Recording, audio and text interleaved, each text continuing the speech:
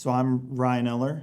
And I'm Kristin Eller. We're husband and wife, if you can't tell. I started changing lanes in August of 2018 and then went through the entire program in 2019. Life for me before changing lane, if I had to boil it down, it would be secrecy. Public life was as a good father and a good husband and a Christian man, and then I had this private side where I was in turmoil and was hurting and I was sad. Tried my best to keep those two worlds, my private life and my public life, from coming together, but they collided. And all the secrecy and lies and infidelity and pornography, all of that came out in the open. I know I had built up my walls and I thought I couldn't get hurt, and then as things came out, I realized that my walls did no good, and they were not really the protection I thought I had. They just kind of kept the space between us. I didn't know what to do or where to go. I was lost and vulnerable and raw, and my life was in shambles. I mean, truly in shambles. Kristin filed for divorce early on in this process, and I didn't know what to do. I was living with my parents and living with a friend, and my counselor said, hey, there's this program that my friend Brett does, and I think it would be a really good idea if you sign up. And I showed up that first night, and I was so scared, and then I walked into a room of men who said, I'm flawed too, and I have issues too, and I'm hurt as well, and vulnerable and raw, and let's do this together. During changing lanes, Brett and the leaders and my cohort really challenged me to say, what is it that you're holding on to? Why are you holding on to it? How can we get it all out on the table so that this burden is lifted, so that there's transparency in your life? And I was really challenged to find ways to build trust. Brett said all the time, it's filling trust. Regaining trust is like filling a bathtub with a teaspoon over and over and over again. And every time that I lied or I hid or I didn't share or I wasn't honest with my wife and my family and my friends, that bathtub was drained and I had to start over again.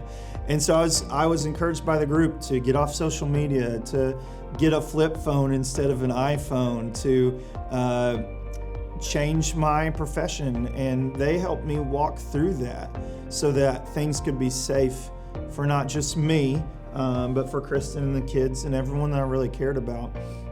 It was 18 months. It was every Tuesday night for 3, sometimes 4 hours of us sharing it all and being honest and giving that 3% that I didn't want to share with anybody else. As I got to see him and see the work he was willing to put into the marriage, the walls really came down. It was so much more than doing it on my own. It was saying, we're gonna come around you and support you and hold you through this process, and literally getting hugs and support. I mean, literal physical support from men whenever I was struggling the most. I'm all teary-eyed. I know, I like it. Whenever I saw that Ryan was going to put in the work is when I knew that there was going to be a best version of Ryan, that I wanted to be there for it. And I saw him learning how to set healthy boundaries. I saw him really working and bonding with this group of men, and he started to treat me differently. And there was just so much trust and so much bonding that came from that for me. And when there was so much trust building and laying it all out there, and I don't think without changing lanes, really being there and encouraging that we would have gotten to that point. There's a verse that we memorized that said, do not be conformed to the ways of the world, but be transformed by renewal of your mind. And this idea of transformation, it really started for me to transform this faith that I had inside of me that was dormant, that we weren't. I was a backseat Christian, if that, And now we're second row. Now we're second row. Now we're second row Christians, not first row, but second row. His identity changed. His identity changed from the addiction to the hiding to someone who was living in the light. We got remarried. We said, hey, if we're going to start fresh, let's go do this together. So we went to Colorado. We're on the side of a beautiful mountain. It was us and it was our kids and one other couple. And our kids got to see us renew that transformation. They got to see that. And I know that that is going to be embedded in their memory for the rest of their life. Things don't always go perfect in our marriage, but with God in control and with me giving up what control I thought I had, it really makes a huge difference.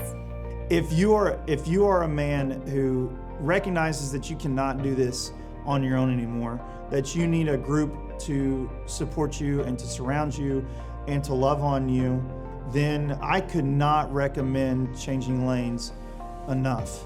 It is a powerful tool. This group, the men in it, the leadership, it is a powerful, powerful tool to help us men get back on track, to put up the guardrails, to put up the guidelines, to create healthy boundaries, to regain trust in our relationships. That is what Changing Lanes is all about. So if you need more information, go to changinglanesministries.com.